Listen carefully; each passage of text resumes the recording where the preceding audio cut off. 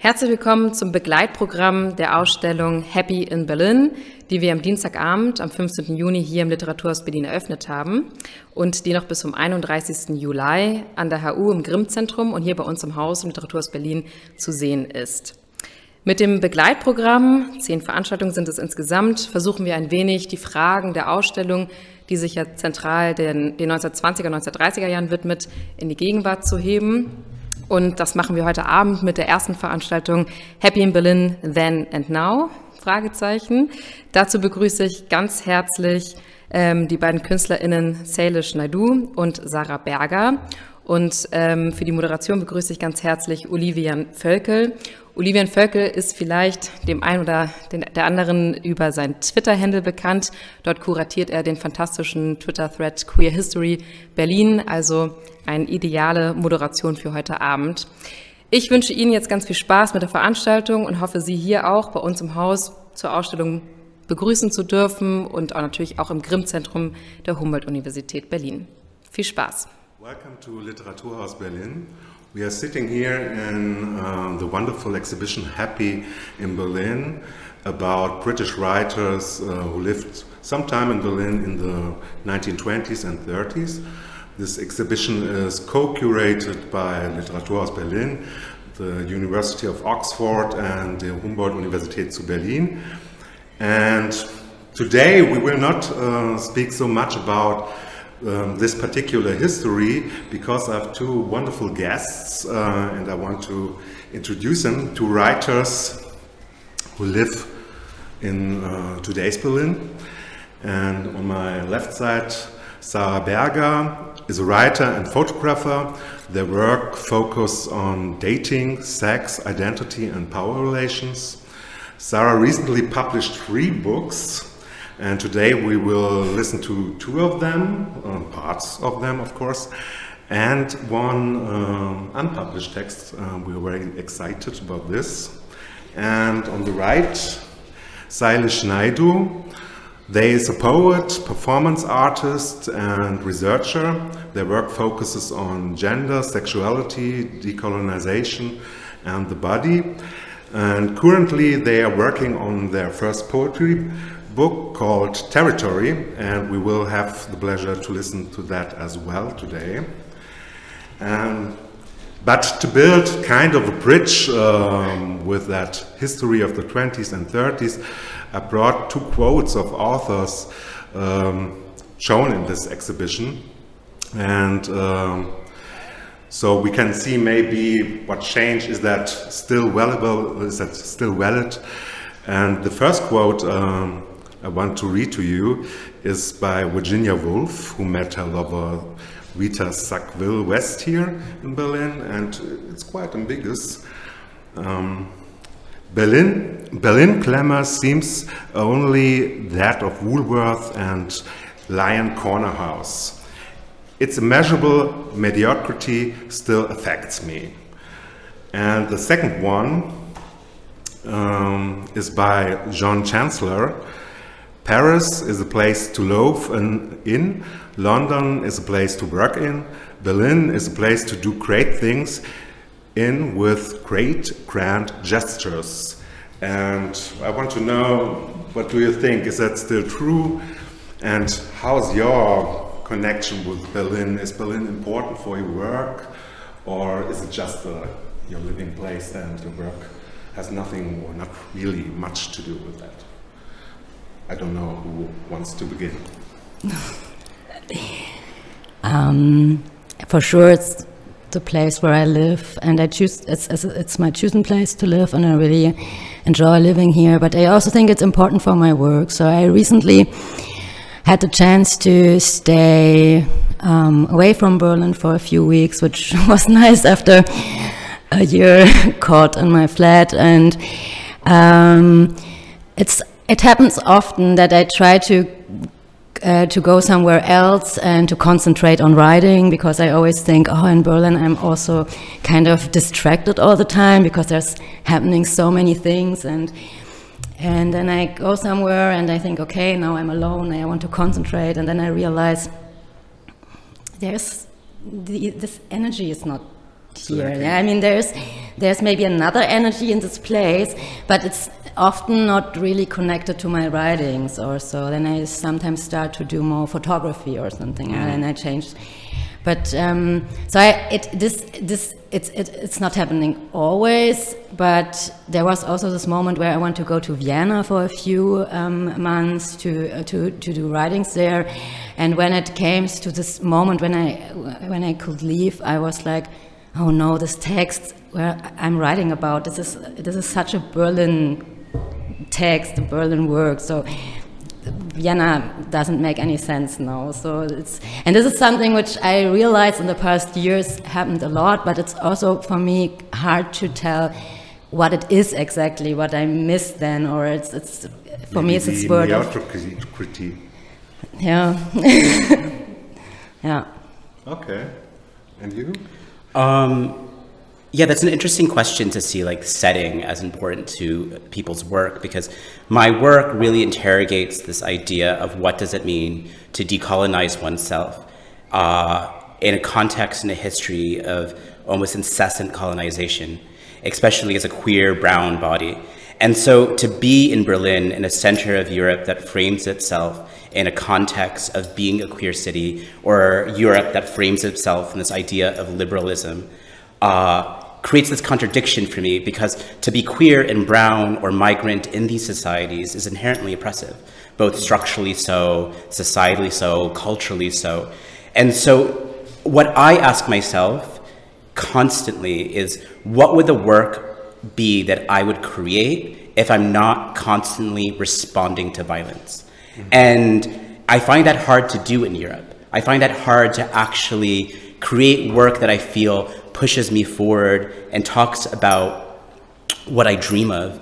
What does a future look like for people like me? Because the work that seems to stay relevant here is work that is responsive to a structurally racist society. So Berlin is important to my work only because it gives me another epicenter that isn't America to sort of respond and interrogate these questions of what does it mean to decolonize oneself. Mm-hmm. And would you say that you find supporting queer places for you to do your work, to go into decolonizing here in Berlin? I mean, once we get back to this idea of place, right? And like place denotes a setting, it denotes an institution. And I find that especially if you're looking at institutions within Europe, they're embedded within colonization. They're embedded in structural racism. So it's hard to find places that you would say are supportive of that, then they themselves haven't gone through a process of interrogating their own role in supporting structural oppression in today's society. So what I have found is that it's important to find a community. And finding people who speak the same language around decoloniality, about seeing each other in a way that is not through the lens of Western beauty standards, of Westernization of the mind, that we can actually hold space for each other to create work that is relevant and beautiful to each other. And for me, it's important to create work that I find beautiful and my friends find beautiful, but it's not to gain notoriety from institutions or the public, particularly within Europe, because there's a certain level of, I think, trauma porn that is immediately consumed or desired or wanted that isn't necessarily the basis of work that I want to create. Mm-hmm. Okay. Same question for you, maybe in relation to queer feminism. You are very active in queer feminism, not only in your literary work. Do you find the right surrounding here in Berlin, or have you a lack, is something lacking for you? I think the surrounding is not really based, for me it's not based in the city, it's more online. Okay. And I think some of these people, and sometimes there are these events here for sure, but for me, it's more happening in the digital space. So this is not really Berlin related. Yeah. But for sure, I can connect to. I mean, for sure, I found like friends and communities, and also I have an artist. I'm the member of a queer feminist artist collective here, and this there we have a space and where we can do readings or exhibitions and where we work together, and this is very inspiring, and this is something I think under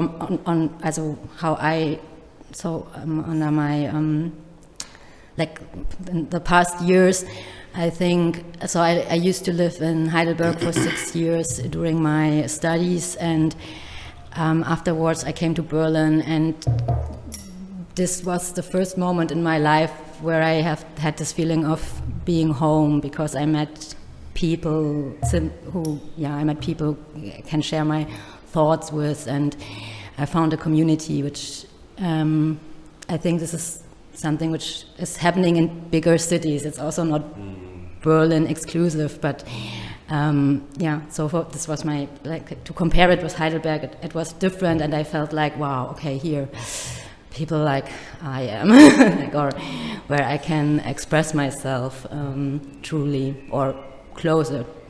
Okay.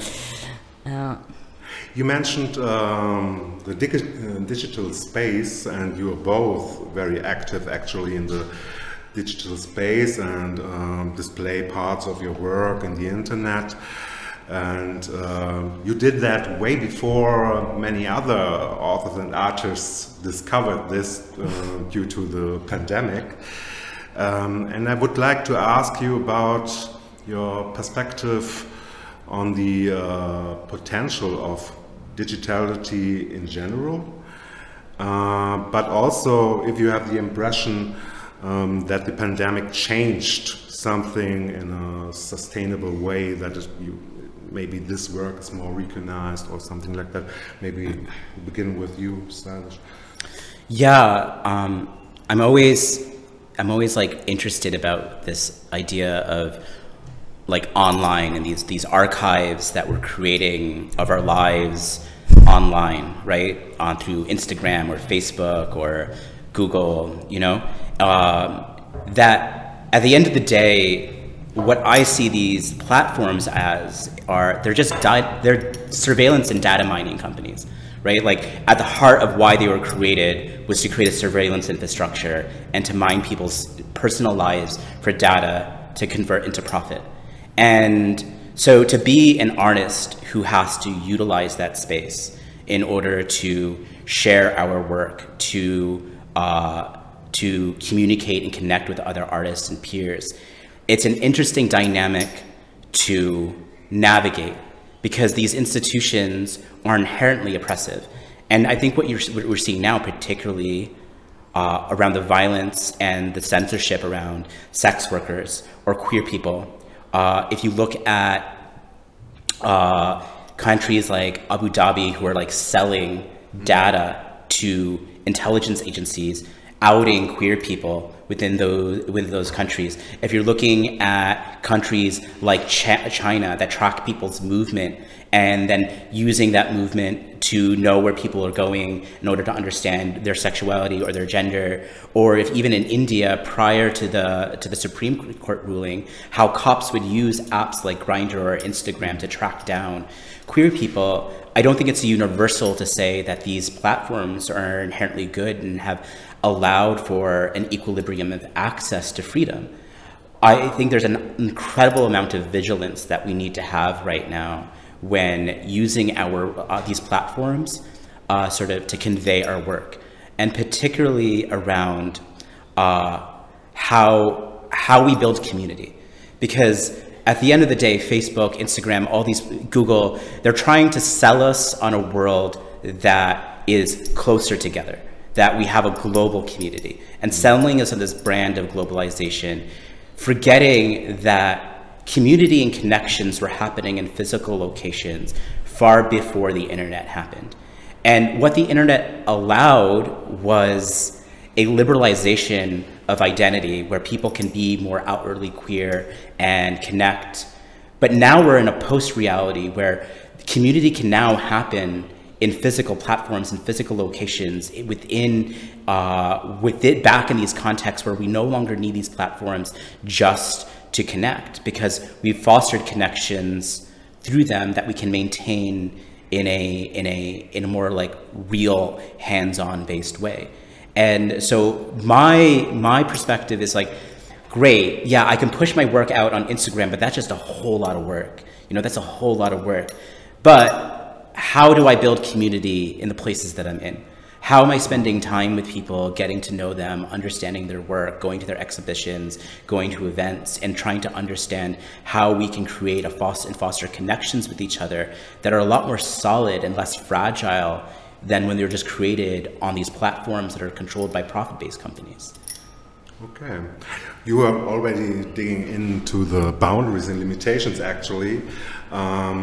But do you see for your own work a real potential of digitalization, and has something changed in the pandemic, or is it nearly the same as before? Yeah, I really question where if my work will move in that direction, because I do have this strong aversion to it, and I always have, and I actually really don't like what it does to people's mental health, and in terms of how we create this competitive environment within these platforms for how we view each other.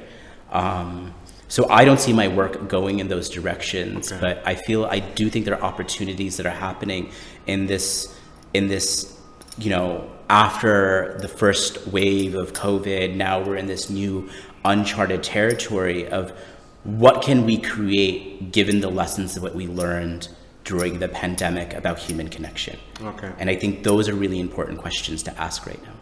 Yeah, right. What do you think? For you, it's very important for your work, or it was at least for your books, actually, which were developed by social media over a long time. Yeah, I used Twitter to create figures and personas. I try to get into a character during writing this short texts, or I also did a lot of, I used the possibilities of Instagram to create, just for the moment of creation. And I think I read this essay again from Audre Lorde, this poetry is not a luxury. And I think what social media is giving me is that I can even, it doesn't matter what I'm doing right now in the day, I can open my phone and I can just write something which is just happening right now, which in myself, like a poem or something, just like most of this literature or a lot of art for me is just happening in a moment, and I just react on this, and then later that's why I also write books, or then I publish things in different ways, because this is only one part of creation, and I really find social media like Twitter or Instagram really handy for this parts of creation. But I would say this is not the end, yeah. And also, like a tweet or an Instagram post or a story or a collage or whatever, it's not the end. It's just one tiny part. And I'm an artist who is rearranging. I rearrange my stuff again and again and again. And yeah, I think I can use material I have written the past 5 years for different narrative situations, and so this digital world is just it's a tiny and important part, but I also would say artists like my art is going in different ways, and also. Like the last years, I couldn't find any poetic entry into Twitter anymore. Yeah, I think maybe it's gone. It's also okay. I mean, things are changing. It's okay. And as Sailesh said, it's also, if you think in queer spaces, there are these potentials for people to be anonymous, okay, and to do something anonymous to begin with identity to talk about, but on the other hand there are these dangerous parts and people are tracked. And for you especially as well, you are also a photographer. You can't show your photographies completely like you want on Instagram. Not on Instagram, no. There's censorism, and it's. I find it so weird when we look into the Western art history, and mostly male people could show everybody, their bodies, like how they want. They could paint it, like they could hammer it in stone, and they just could do what they want with naked bodies. And now we are on this point of there's a lot of liberation through the internet, so people can show their work. But who is not allowed to show their work again? Yeah. So for example, I can't show my work, and I can't show my body. I can't use my body like truly in the internet without being censored or without being harassed, or I don't know. It's so like there's this moment of liberation, but in the same time, we are again, go back into your box. Don't come out. I have this feeling right now, and for me, it's really annoying to talk with people about Instagram censorship or Facebook censorship, and they are always like, yeah, but these are the rules, and I'm like, yeah, but it's a shitty rule. Can't you see it? It's I mean, how can we not talk about ways how every art can be shown on Instagram? Why is not this a subject, and why it's just like, oh yeah, it's like this, and we have to save children for porn. Okay, but there's nude art and there's porn, and I want to have both and everything on Instagram. I want ways. I want to have ways for everything, and this is something that makes me angry. Yeah, I understand. You as well. Yeah, I mean, on that note, is that like the amount of power that these companies have to dictate the conversation globally is unprecedented. And yes, there's a level of consent that's involved by logging into the app. Yeah. But when it becomes such a contingent mechanism for how society is operating globally, these people are going unchecked.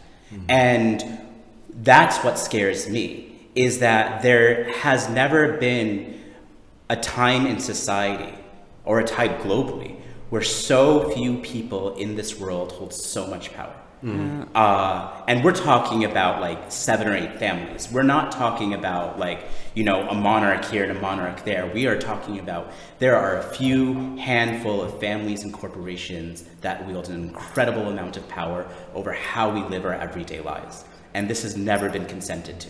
And the discourse that we're able to have now becomes mechanisms of resistance of how are we able to show our art and expose ourselves outside the context of what they say is allowable.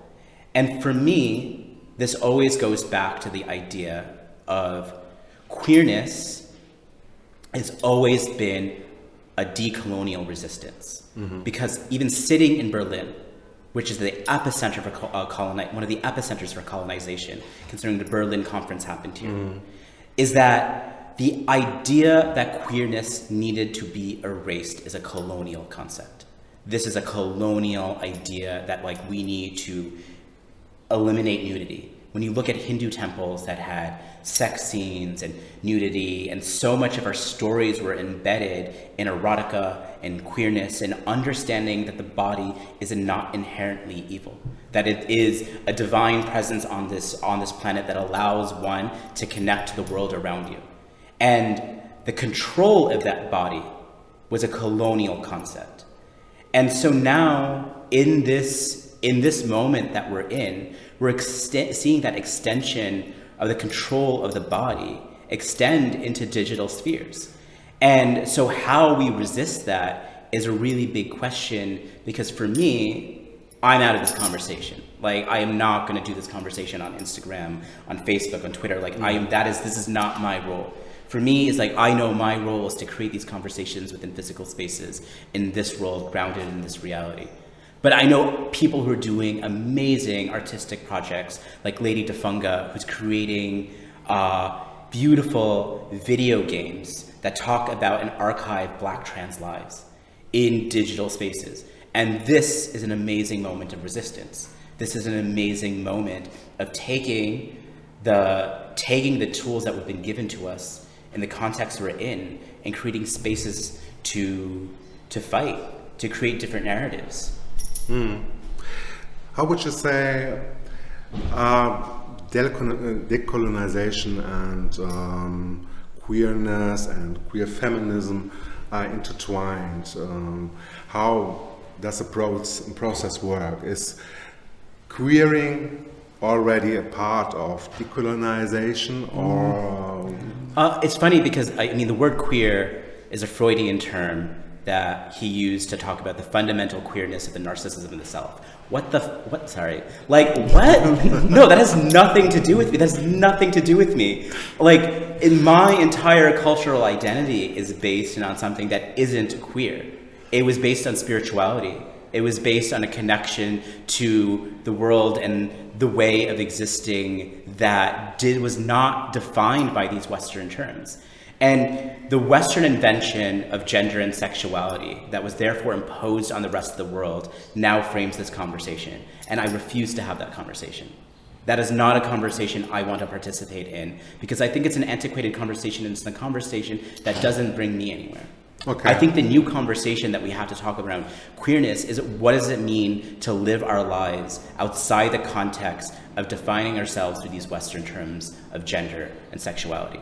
And to me, that is also living a life that is completely devoid of looking at myself and the ideas of barriers and binaries and separation. Mm-hmm. Because the greatest lie colonization ever taught us is the idea of separation. Separation from the earth, separation from each other, separation from spirit. All these ideas were colonial concepts to instill this idea that we are not living as one. Yeah. And actually, also in some part of the LGBT activism, there is this fourth living colonial view, actually. And how do we decenter actually the Western in queerness, and how do we work towards a real queer and decolonization society? I think we have to do things. I totally go with you. It has to be physically, it has to be in connection and in conversations with others, and then like or Austausch, I don't know the English word right now, and really go deep inside the structures and really, but I think it really has, so we are talking a lot about things, but actually we also have to do action, we have to do things. And I wanted to add something to Sailesh, what you said before, and also on the beginning you said, or like I also have this feeling of a lot of my art, a lot of my writings, first of all, is writing against something or writing myself out of something. Like, for example, like I wrote a lot of my how this feeling of being a female person, but this femininity is coming from outside and not from inside. There are so many things like a female person has to be like this or this or this, and like my whole young life was just dealing with this and thinking, like, first I try to be like this, but then after a while I realized I will never be like this, and this is not my true self. And so also my writing and also my art, and also the moments when I have to censor my art on Instagram are always these moments where it became more and more that I realized I don't want to just write against something or write myself out of something. I want to create. I want to, okay, so what is the utopia I wanted to live, and what are the words for this? Or, I mean, on my perspective as a writer, I think, okay, now I have to find a language for this, yeah? And so I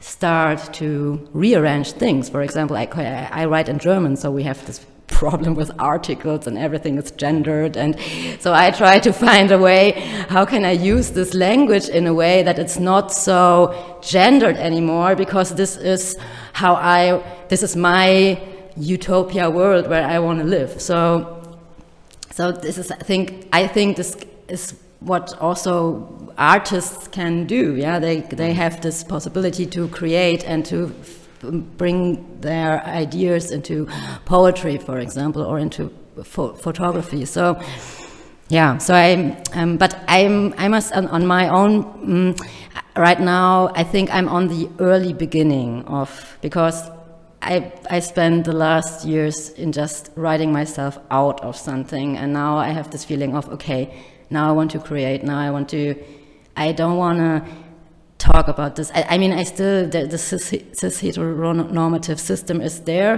but I don't want to just write against it. I want to write my own world.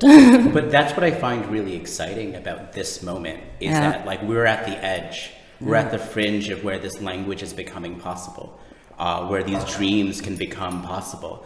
Because even with the pandemic, I mean, the lie of globalized capitalism has been exposed for generations, right? Like, we already knew this, but now it's inescapable. Like, it is an inescapable reality that capitalism is a collapsing system, and all the elements that go with that. So we're at a fringe where now we are able to recreate and rethink about what can societies look like, where we're not just decolonizing, but trying to look at a world where we can all live and thrive in a sustainable and free way. Yeah.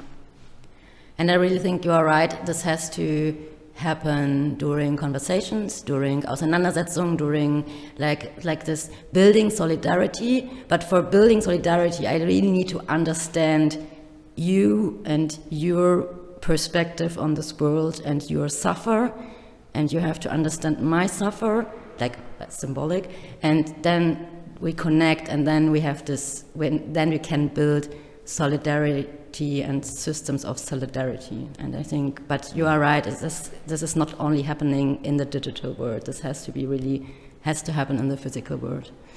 Actually, it's about listening at first place. Yeah. And there's something, I think we are in a process that some things are changing, but on the other hand, sometimes for me it looks like a masquerade.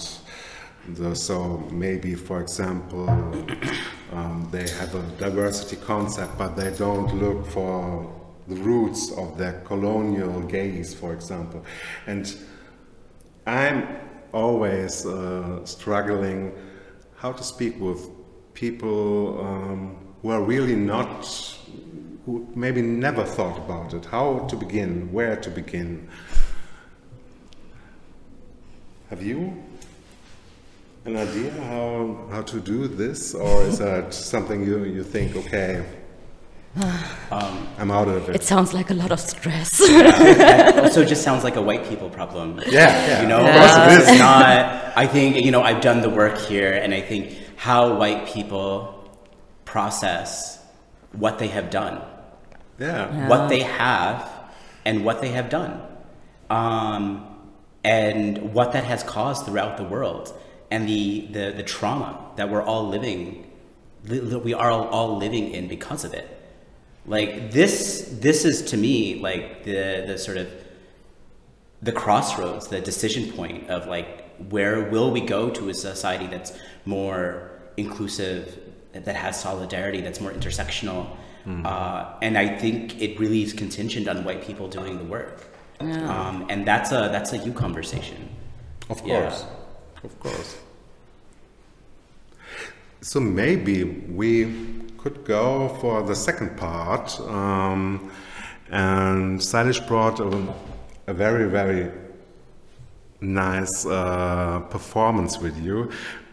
Can you say something before we show it? This is my second poetry film that premiered this year at the Embodied Arts Festival through a residency called Ancestral Body Noise, where I was looking through ancestral practices that I had in my life, in my family, and I used an archival project I had been working on over the last 4 years I've been in Germany about my grandmother's brother who had lived in Europe and in the UK. And I heard rumors that, I knew he was like an Indian classical musician. I knew he had designed this process using sound healing. And I knew he had spent some time in Germany. So I started asking some questions, and I found some of his old students. And I realized that he had quite a large following in Germany.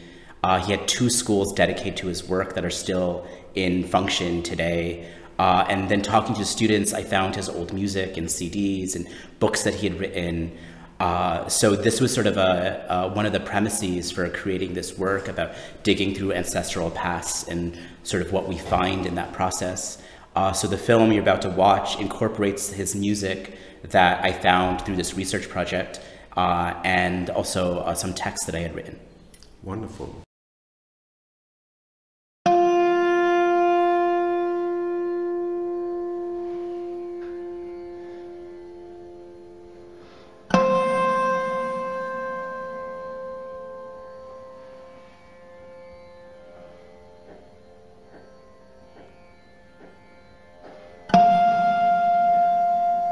I want you to remember the feeling.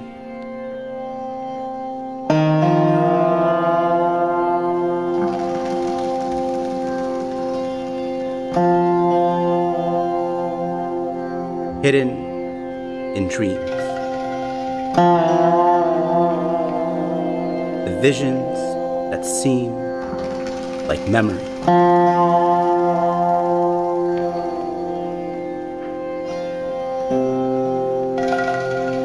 They are fragments. They're truths. They're timelines.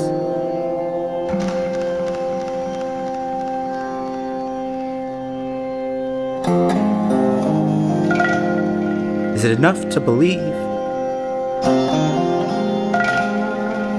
you're conjured?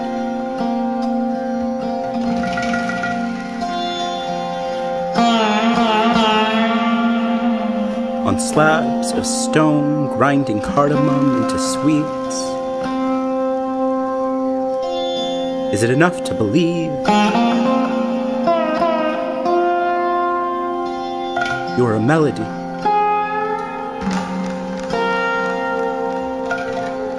A hymn sung by wild women bearing fruit? Is it enough to believe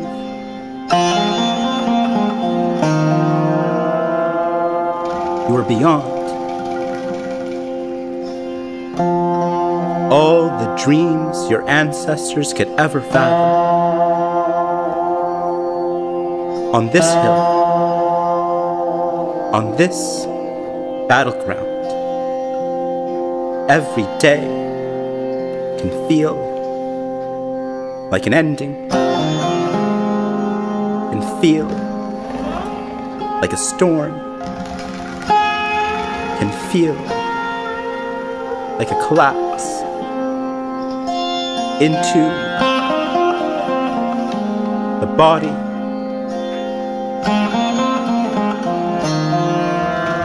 was never meant to be.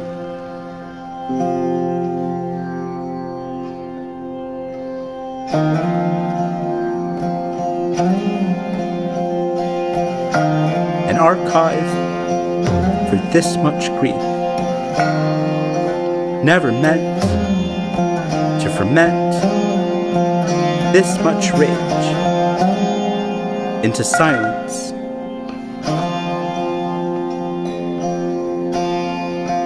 Bubbling to the top of every cry, of every soured scream, is a corpse ready to surrender.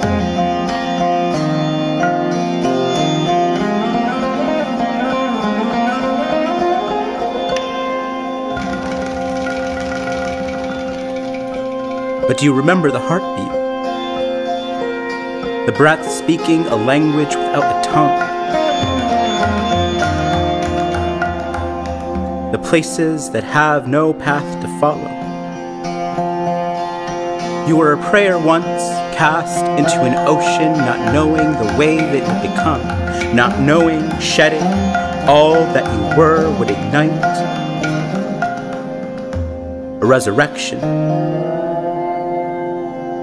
But do you remember the beauty buried inside all that you laid on this pyre? Will burn in ashes. You are and always have been the greatest of unravelings, of prophecies foretold. Forgive yourself for all the ways you have fallen, all the ways you could not move. You were merely a seed pressed into soil, not knowing what pulled you to the sun, with something so cosmic, so deeply understood, it could not be born until it was ready to become.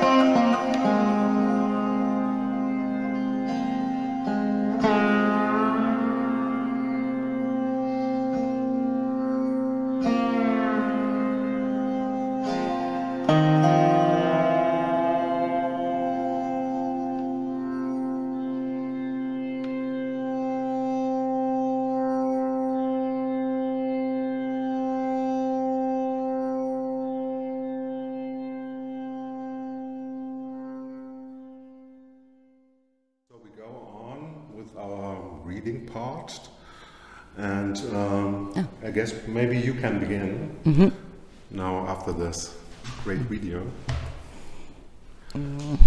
Okay, so I brought some tiny bits out of books I published 2020.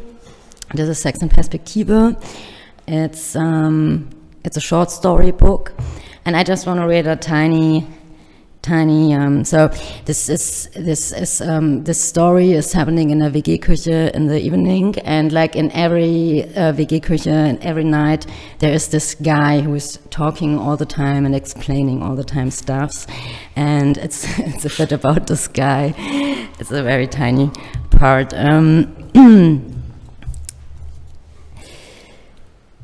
In der Küche spricht Martin auf Theresa ein. In seiner neuen Dating-App sind die Profile neben den üblichen Self-Summaries und Charakterfragen mit Slots zum Beziehungsstatus ausgestattet. Es gibt Slots für Partnerschaften, Affären und Freundschaften und solche, die individuell definiert werden können. Angegeben wird demnach, wie viele Slots eine Person generell zur Verfügung stellen kann. Also kann ich zum Beispiel 2 Partnerschaften und Affären führen, 5 oder wie viele, auch immer, und gebe das in meinem Profil an. Je nach Bedarf fülle ich die Slots. Und wenn wir uns gegenseitig matchen, wissen wir genau, welche Slots frei sind und in welchem Spielraum wir daten. Ich höre seine Ausführungen und Marketingstrategien in dieser Woche schon zum 3. oder 4. Mal. Es ist ein Text, den er auswendig gelernt hat, den er in 3 Sprachen so runterleiern kann, dass es ganz natürlich klingt, als benutzte er ganz neue Wörter und Sätze, die er exklusiv für Theresa spricht.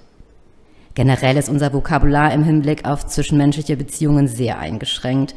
Was gibt es denn da? Beziehungen, Affäre, One-Night-Stand?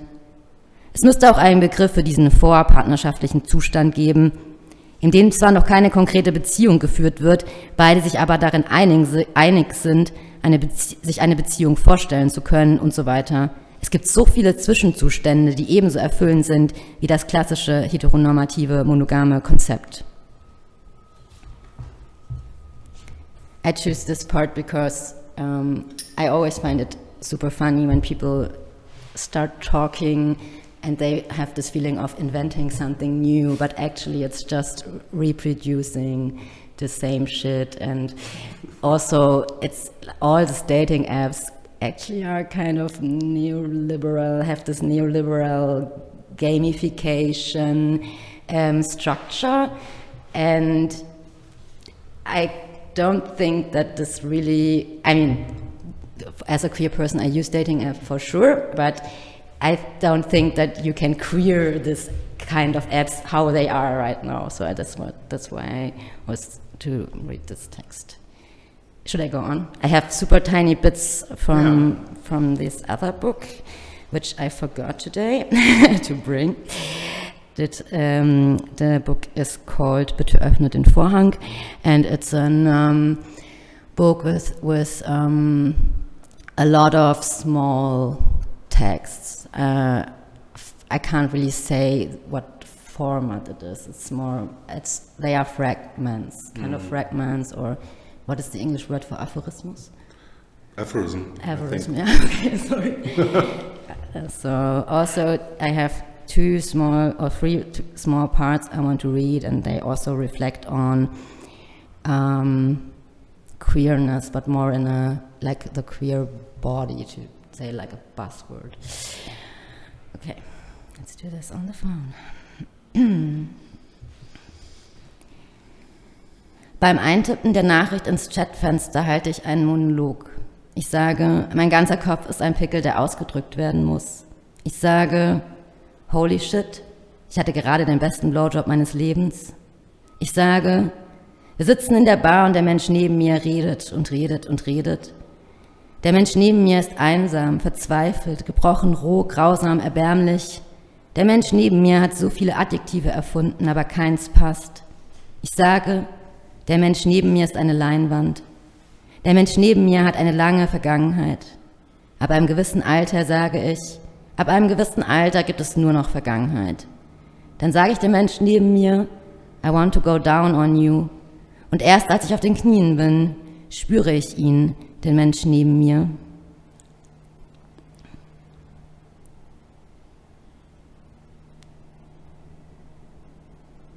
Yeah, so the book and scrolling, this is like the difference. Ah ja, here we go. Ich wollte vom Übergang schreiben, vom Übergehen, wie ich in dich übergehe. Vom Vermischen wollte ich schreiben, vom Vermischen unserer Teile, von den unendlichen Kombinationsmöglichkeiten unserer Teile wollte ich schreiben, weil du behauptest, es gäbe unendliche Versionen unserer selbst, solange sich nur unsere Atome ein kleines bisschen anders anordnen. Die Ordnung macht aus uns Personen, Personen, die sich vermischen und kombinieren und ineinander übergehen. Darüber wollte ich schreiben, vom Einführen, Gleiten, vom Berühren wollte ich schreiben, dass wir uns nur an unseren Körperöffnungen berühren können. Ich bin innen. Jeder Versuch, nach außen verständlich zu sein, gleicht dem Umstülpen eines Handschuhs. Wie ich mich drehe und wende, es entsteht ein Hohlraum. Okay, thank you. Maybe first Sailesh, and you can recover a little your voice, and then your last text. Thank you. I do my pieces from memory. Wow. Okay. I don't know when we stopped wanting, brother, but I can't remember when it stopped being each other. We wanted more of a love that we knew existed on the other side of an ocean. Parents who left parts of themselves there, packing what they could in a suitcase, gifting us a childhood of filling in the pieces, vessels of melancholy boiling into rage. We wanted dish towels to mop up the madness spilling on the kitchen floor. I still remember your bright eyes, how they'd fade away like sunsets in the backyard, how we never wanted to go home, how home was a language we could not speak, how speaking only became comprehensible in silence, how we sewed our mouths together to make space for our parents' childhood, how we, for children, playing house atop a hill, how that hill became a fortress, how we both longed to escape,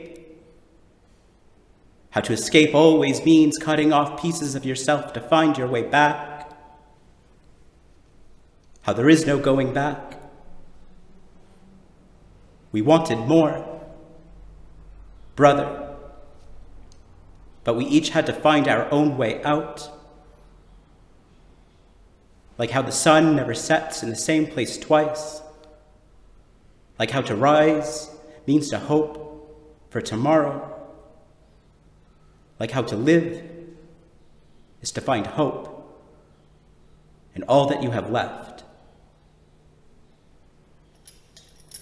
Thank you. Wonderful. Should I do my second piece? If you want.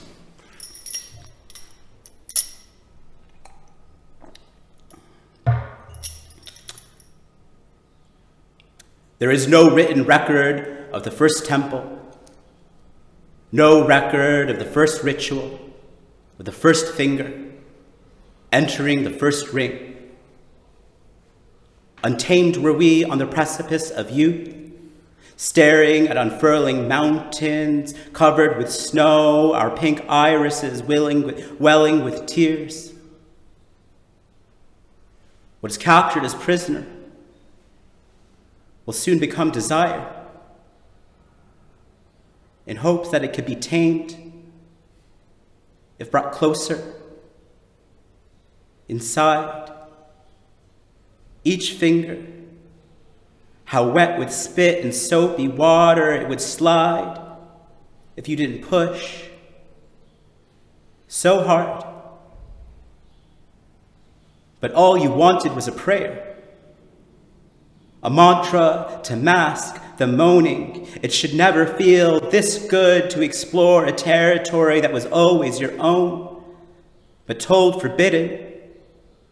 Dirty faggot land filled with leopard skin prints and perverts. What is pleasure without sin? Without knowing? Hell is a finger fuck away. And as you pump each stroke of beaten cock, you wonder if to come will mean to let go of the sticky feeling stuck inside till you choke and release down the drain. Thank you. Thank you very, very much. Yeah, baby. That's the lack of audience. Okay, let's hear your last text and then we talk about your text. So I brought a piece which I'm working on right now, and it's really, I'm in between the work, and it's divided into a more poetic part and then a more narrative part, and I just brought some pieces out of both sides. And for me, it's running under the working title Körperöffnungen, so body holes. This is like this is a word where I, a couple of years, really, it's there over my work, and I'm always come back to this word as a title, as a working title. So I start with the poetic parts, and then there is also like a small narrative part. More prose part, ja.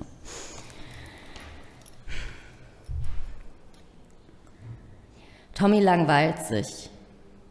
Unhörbar all das Drama in Tommys Kopf, all die Stimmen, die sich dahinter verbergen, die Angst und die Wut und das Geschrei, Tommys Nüstern beben. Wo ist die Außengrenze meines Körpers? Tommy schaut sich um, noch immer allein.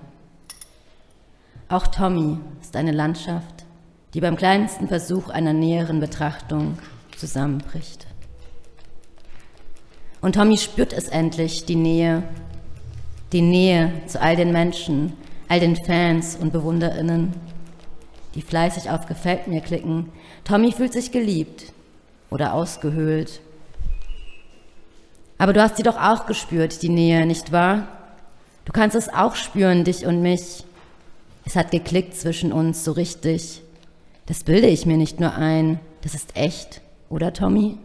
Du spürst es doch auch. Tommy spürt alles und jede Person kann Tommy spüren. Manchmal besteht Tommy nur noch aus den Gefühlen der anderen. Wir haben noch einen richtig langen Weg vor uns, wenn wir all die gemeinsamen nächsten Jahre tatsächlich füreinander geschaffen sind. Tommy steht vor dem Badezimmerspiegel, sich abschminkend. Es läuft so routiniert ab, dass Tommy davon überzeugt ist, ein Computerprogramm zu sein. Eine Spielfigur in einem Second Life Game. Kein echter Mensch war in der Lage, immer und immer wieder das Gleiche zu tun, so routiniert, jeden Tag aufstehen, arbeiten gehen, innerlich sterben. Tommy sieht sich in einer Reality-Show doch eher im Publikum sitzen. Und ich habe geträumt, wir liegen so im Bett, als wäre es das Normalste auf der Welt, als wären wir ein Paar, als hätten wir eine Verbindung, als wären wir miteinander verbunden, als hätten wir unser tiefstes Innerstes losgelassen, als wären unsere tiefsten Innersten ineinander geschnalzt, als hätten wir uns lange und ausführlich ineinander eingeschrieben, als hätten wir schon ein paar Worte miteinander gesprochen, gelacht, als hätten wir uns gegenseitig die Screenshots im Smartphone gezeigt, uns gegenseitig dabei ertappt, Chatverläufe mit dem jeweils anderen gescreenshottet zu haben. Und ich behaupte, keine Oberfläche mehr zu haben, löchrig zu sein, durchlöchert zu sein von dir. Aufgeriebene Narben zieren unsere Leiber, eitrig liegen wir im Bett. Von all deiner Schönheit, Tommy, ist gar nichts mehr übrig geblieben. Du liegst da, ein fetter Klumpen, menschliche Masse, alles. Wirklich alles an dir stößt mich ab. Wenn ich dich ansehe, Tommy, sehe ich nur noch Löcher. Löcher, die ich dir reingebohrt habe, verzeih mir. Ich konnte dir nicht widerstehen. Ich kann nicht wegschauen, wie du so ganz in dich eingefallen da liegst, als wäre dir die Luft ausgegangen und ich starre dich an. Ich sehe mich satt an deiner Sehnsucht, deinen Zweifeln und gehe selbst verloren in meinem Stieren und dem Aufsaugen dieser deiner letzten Reste. Mit einem Mal zerreißt es dich inmitten meines Bettes, quasi in zwei Hälften geteilt. Ein riesengroßes Loch habe ich in dir aufgerissen. Und ich habe mich in dir verschlungen. Einmal umgestülpt hast du dich. Du liegst mit mir im Bett, Tommy, und ich, ganz nah liegen wir, als wäre es das Normalste der Welt, als würden wir schon immer hier liegen, eng umschlungen, wie Freundinnen oder Geliebte.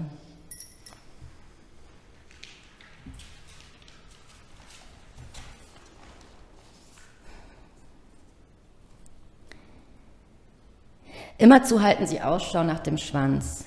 Wo ist der Schwanz? Pack deinen Schwanz aus, stell dich neben uns, piss die Hauswand voll, wichs in meine Fresse, es ist dein gutes Recht, du hast einen Schwanz. Alle 5 Typen starren mich erwartungsvoll an. Was werde ich tun? Stelle ich mich dazu? Beschimpfe ich sie? Reagiere ich aufgebracht oder empört? Informiere ich die Polizei? Ihre Blicke fragen mich, ist doch okay, oder? Du hast doch auch einen Schwanz, du würdest das Gleiche tun. Du würdest ihn auch auspacken, deinen Schwanz, wenn das Bier durch und der Übermut angelaufen ist. Du würdest doch auch gegen das Denkmal pissen. Das würdest du doch tun, nicht wahr? Es ist ja nur ein Spaß, eine Albernheit, was besoffene Jungs so tun. Die Ebertstraße ist leer spät nachts, nur ich und diese 5 Typen, die hackedicht in das Denkmal pissen. Meine Anwesenheit ist kein Grund für sie, sich ertappt zu fühlen, sich gar zu schämen. Ihre feixenden Blicke, ihr Grinsen, ihr Gelächter, während ich an ihnen vorbeilaufe, sind Beweis genug. Nein, sie gefallen sich daran, erhöhen sogar die Lautstärke. Vielleicht, wenn sie noch lauter grölen, bleibe ich doch stehen, öffne meine Hose, pack ihn endlich aus, meinen Schwanz. Der Schwanz ist kein Mysterium, kein Geheimnis, egal wie schön oder hässlich, knubbelig oder prall oder monströs. Der Schlegel versteckt sich nicht. Er kann jederzeit in all seiner Pracht erscheinen. Plakatwände voller Schwänze überwachen jeden unserer Schritte. Plakatwände, Pornoseiten und Spam-Mails. Darum geht es doch. Die Gefahr, der Ausbruch. Der Schwanz ist eine Naturgewalt. Wir können ihm nicht entkommen. Jederzeit verwirklicht er sich. Der Schlingel muss es sogar. Der Schwanz lässt sich nicht einsperren. Für ihn gibt es keine Gefängnisse. Der Schwanz ist frei. Was ist los mit dir? Seit Tagen nur Schwänze, kleine, dicke, große und eigentümlich geformte. Sorry, Bros, meinen Schwanz habe ich heute nicht dabei. Er ist zu Hause geblieben mit den anderen Tools und Items. Wieder muss ich an die Ausstellungseröffnung denken. Thale Gold, To Whom It May Concern, Hamburger Bahnhof. Nico hatte uns auf die Vernissage geschleppt, mitten rein in die Art Scene. Alle belagerten die österreichische Künstlerin, dackelten ihr hinterher. Es war ein widerlicher Anblick, selbst das Bier war warm. Gleich im ersten Raum wurde das Publikum von einer monströsen Vulva begrüßt. Mindestens 3 Meter breit und 5 Meter hoch war die Konstruktion, eigentlich eine Installation aus Stahlstäben und Netzen, wie sie gewöhnlich bei Brückengeländern anzutreffen sind. Nur dass die Stahlstäbe erst auf den zweiten Blick zu erkennen waren, war doch das gesamte Gebilde mit zahlreichen bunten Liebesschlössern versehen. Genau, diese Vorhängeschlösser, die Paare an Brückengeländer anbringen. Thale hatte tausende dieser Schlösser überall auf der Welt geknackt, mitgenommen, in die Textur der monumentalen Stahlvulva eingearbeitet und jene anschließend mit Hilfe eines Krans für 2 Jahre in der Donau versenkt. Die so erzeugte Korrosion erweckte den Eindruck, es mit einem sehr alten Artefakt zu tun zu haben, dem Stück einer Brücke, die schon vor einigen Jahrhunderten unter dem Gewicht der Liebesschlösser zusammengebrochen war und in der Versenkung eines Gewässers verschollen lag. Wonderful. Thank you. Thank you so much. Yeah, for you as well. Thank you both so much. So lovely text, and I was thinking, I was very happy that you have chosen, whatever, a part of your text, Bitte öffnet den Vorhang, because for me, I love your other texts as well, but for me, this text is really in every dimension queer, but maybe I'm wrong, and you can help me with that, because I thought it's told backwards, actually, these fragments. And I was thinking about, isn't that actually also a very queer moment, that you actually read things first and later the events which prepared them, actually, which were in effect in a latency, the queerness which didn't bloom at the moment and later it bloomed, but you read it first. And that was for me, maybe it's a very strange idea, but for me a very queer moment, actually, because of course your wording is perfectly queer, and the story and the centering gender by decentering is very queer, but this was for me something very, very queer, but maybe I have a very strange idea. I think you are a reader and you have your interpretation. Of course. I'm the writer and I let the text free living. I don't think that there's wrong or right in interpretation. Of course. But thank you for this interpretation of my text. May you say something about, because I really loved your presentation, but this will also be a printed book this time. Yeah, it's gone through many different iterations, but the most recent iteration of it is actually a much more pared down version, and it's becoming more of a spoken word poetry album. Okay. So they'll be released with a text, but also using sort of more musicality. And then for me, I think one of the reasons I was always struggling with this piece of text with the poetry book, it's like so hard to let go of how people interpret my poems, because I'm a bit of a control freak. But a friend suggested quite out of nowhere, being like, well, why don't you just make an album? And that hit so resonantly because I love performing my pieces and I love speaking my pieces, and most of my pieces I've contained to memory, because when I write a poem, I write it down, but then I have to memorize it in order to complete it, in order to know what it feels like. So to me, speaking my poem is so much part of my writing process. Yeah. So creating it into an album that has a musicality to it and also could carry my voice is sort of the direction we want to take it in now.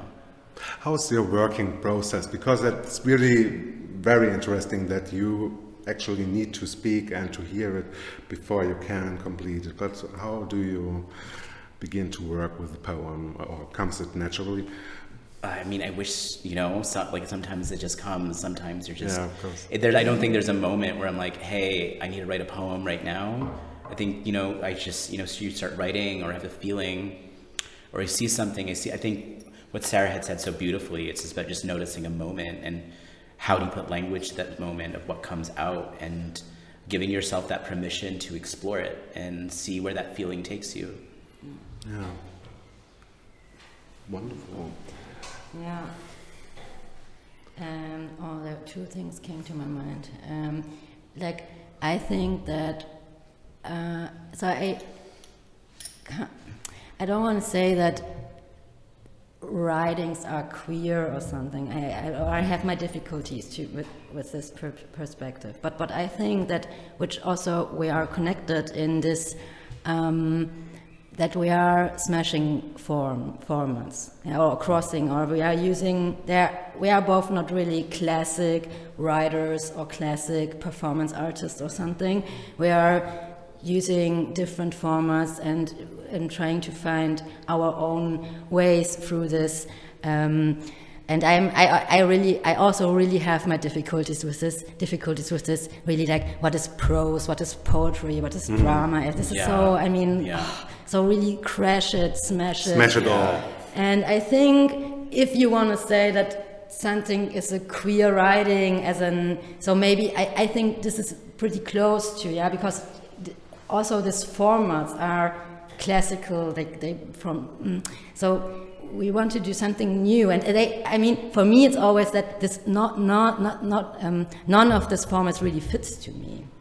So I always have, if I start to, so I am on this moments where I tried, okay, now I write a novel, and then I start writing or thinking about it, and it always felt like a cage. It's always like I caught myself somewhere, and after a few months of trying it out and realizing, this is a cage and I don't want to sit in this cage, so okay, so I start again at what do you want to do? So I just do, and then I find a format, something. I think that's so important, just letting go of the intention and just letting yourself explore, and like letting yourself have fun with it. And for me, I didn't realize, for example, the piece I did that started, there is no written record of the first temple.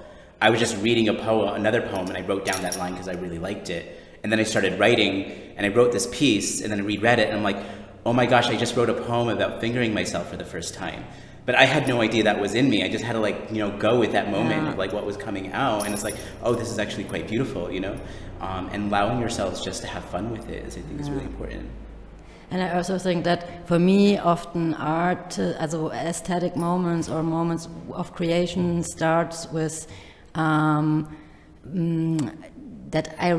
that I have this feeling, oh, I can't express this, or there's something I don't understand, or it's just confusing me, or are there words, or I try to find words for it or something. And so it's often those situations where and something's coming out, and then it's often when I don't understand things, or when I have this confusion, moments of confusion, and then I start writing and to explain me things, or to understand just for myself in the beginning. But then it turns into something literature, not everything, but I often just write things, but so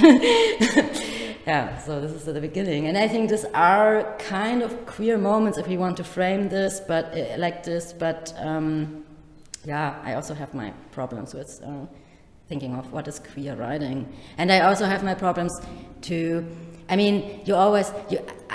there's this one part in myself who wants to say, I'm a queer person, and I'm a female person with this body, and it's important to write out, for example, out of a queer perspective or out of a female perspective. But on the other side, I also don't want to be stuck in this. I don't want that my texts are just read as, oh, this is a firm.